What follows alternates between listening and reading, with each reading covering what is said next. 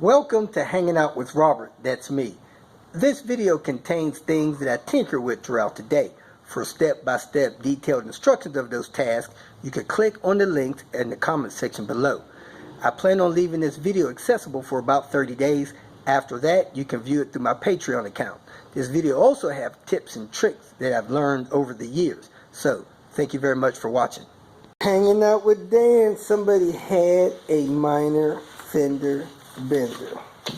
Saffron, good lord, man. Then it had a little bit of had some rust on it. Northern cancer. And that actually was because that fender was a replacement fender. But this car here, having minor issues started. Hit the starter, it doesn't fire right up.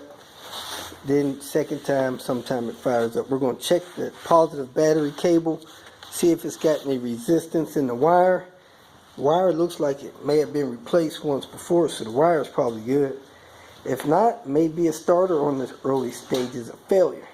As you know, I kept running Panther. Panther starter hadn't acted up in 2 weeks.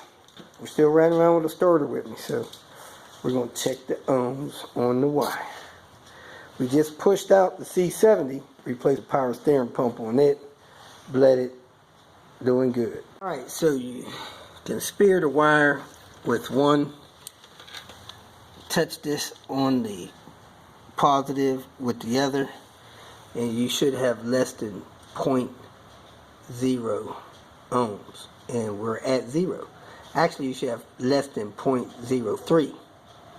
So let me turn this to 2K and see what it is over here. 2K. Get another reading on it. Man, that thing is great shape. No resistance. We replaced this upper engine mount with an IPD poly. Get that slit right there.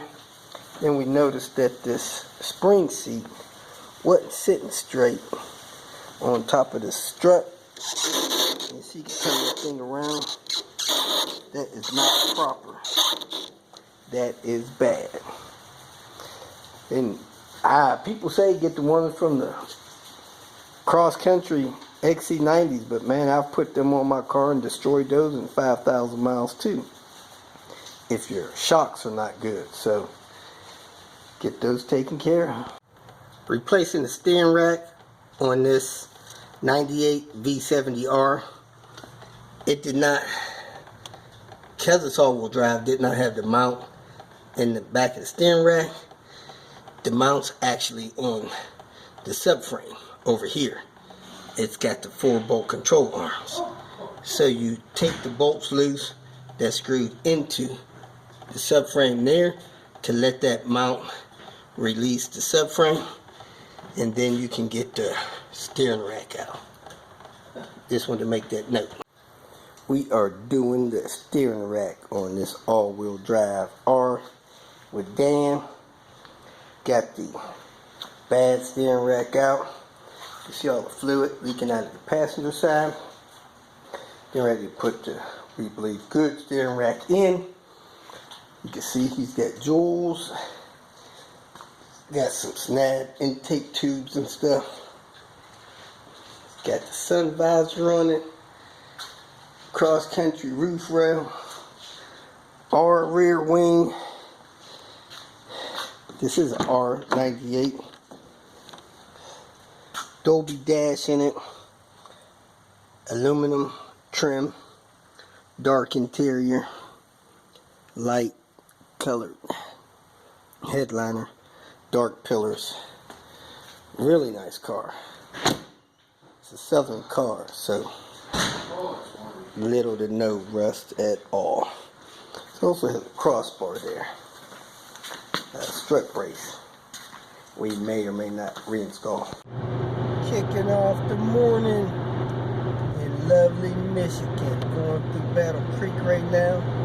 I have no idea why it's still snowing in the middle of April. Let's get out of here, head south. If you feel that this information was useful, please like it and share it with your social media friends. You can subscribe to my channel so that you will get notifications of future videos that I post. You can follow me on Twitter, and if you need to contact me directly, please visit my website.